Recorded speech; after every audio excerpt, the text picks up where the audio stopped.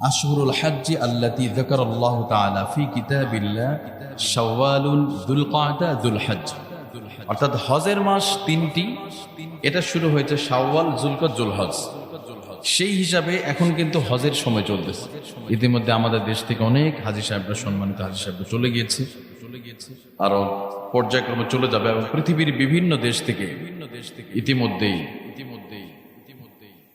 অর্থাৎ সৌদি আরবে চলে গিয়েছে যারা হজ করার জন্য নিয়ত করেছে। হজের আনুষ্ঠানিকতা শুরু হয়েছে। তবে আজকের আমার মূল যে আলোচনাটা থাকবে যে হারাম মাস, আল্লাহ তাআলা মাসগুলো কেন হারাম করেছে, কেন বা এই 4টি মাসের সম্মান আল্লাহ তাআলা বাড়িয়ে দিয়েছেন 12টি মাসের ভিতরে, কি জন্য এই মাসে সম্মানিত এবং এই মাসে কি কি কাজ করা যাবে না, সেই কাজগুলো নিয়ে বিষয়গুলো আলোচনা করছে। 1 নম্বর, আল্লাহ সুবহানাহু ওয়া তাআলা কোরআনে স্পষ্ট করে বলেন যে পৃথিবীর সূচনা লগ্ন থেকে নিয়ে